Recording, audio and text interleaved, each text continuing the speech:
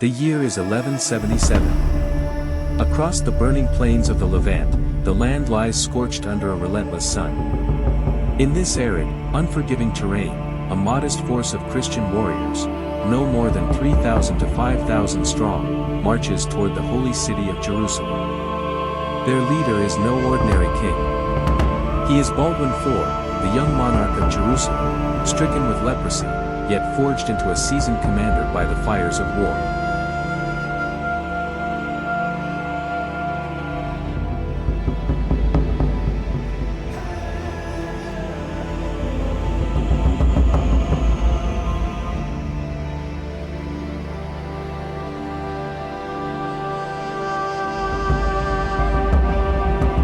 Just 16 years of age, Baldwin had already tasted the brutal realities of kingship.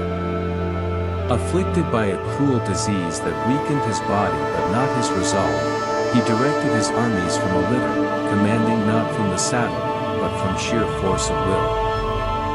Around him stood seasoned warriors, Renaud de Chatillon, the infamous warlord, and the stalwart Knights Templar, their white mantles marked with blood-red crosses, symbols of unyielding faith and fury.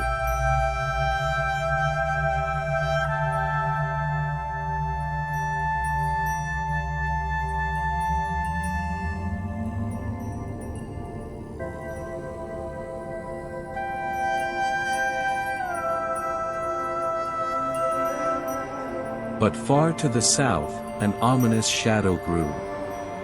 Saladin, Sultan of Egypt and Syria, had forged a vast empire. With Cairo and Damascus under his dominion, he cast his gaze upon the weakened kingdom of Jerusalem. His army, numbering perhaps 20,000 to 25,000 men, dwarfed the Crusader force. He marched with confidence, intending to crush the Christians in a single, overwhelming strike.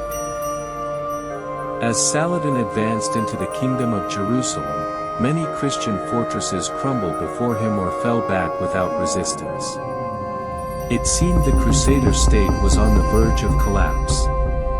But Baldwin would not wait for death to find him behind city walls. Instead, he took the fight to the enemy.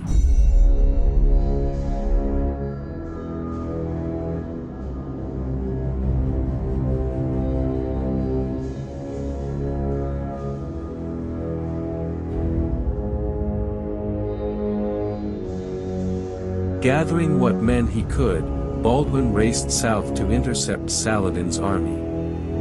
The moment came on November 25, near a place called Montgisard, between Ramla and Ayyubid. There, Baldwin's scouts reported that Saladin's forces were strung out, pillaging the countryside, vulnerable.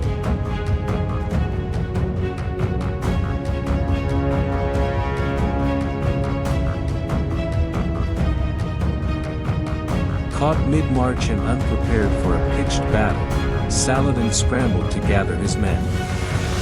Most were still dispersed across the landscape, looting or resting, far from their commanders. Though he managed to assemble a portion of his force, Saladin had lost his numerical advantage. Egyptian sources suggest his supply lines had been delayed at a river crossing. Others claim he underestimated the young, dying king before him. Either way, he had made a grave miscalculation. Before the charge, Baldwin ordered the holy relic, the true cross, to be raised. The Leper King, ravaged by illness, was lifted from his horse and dropped to his knees. In full view of his army, he prayed, his voice cracked but unwavering. As he stood, the men around him erupted into shouts of faith and fury.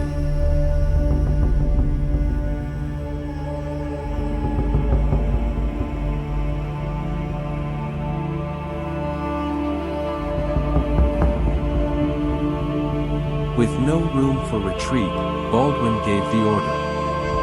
The knights charged. The thunder of hoofs shook the ground as the heavy cavalry smashed into Saladin's unready ranks. The result was devastating.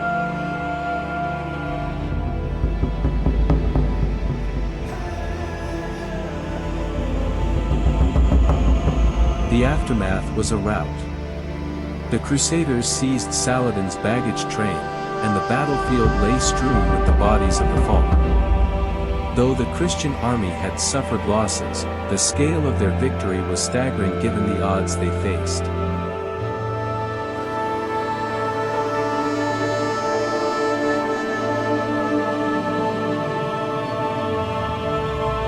Driven by desperation and divine fervor, Baldwin's men hacked their way through Saladin's troops. The Ayyubid lines crumbled. Men who had been marching moments before were now fleeing for their lives. Saladin himself nearly found himself surrounded. Only the loyalty of his guards, and a well-timed escape on camelback, saved him from capture or death.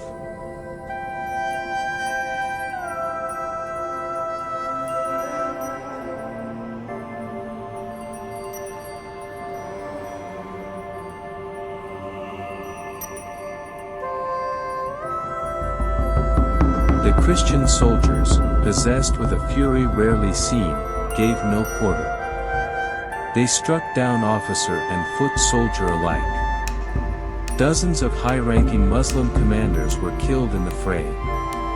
As more of Saladin's men broke ranks and fled, discipline collapsed.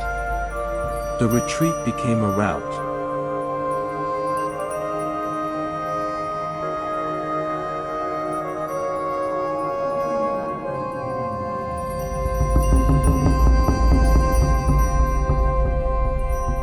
Saladin's elite bodyguard, 1,000 elite Mamluk horsemen, formed the last line of defense. Baldwin's knights regrouped for one final charge. With steel and thunder, they shattered even this formidable line, coming within a hair's breadth of killing Saladin himself.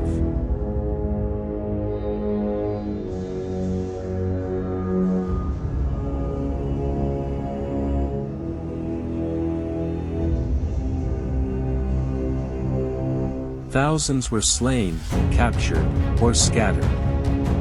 The Crusaders even seized Saladin's entire baggage train, an immense logistical and symbolic blow. The battlefield at Montgisard was littered with corpses and shattered standards. Though Baldwin's army had taken casualties, the disproportionate loss on the Ayyubid side made this a stunning, lopsided victory.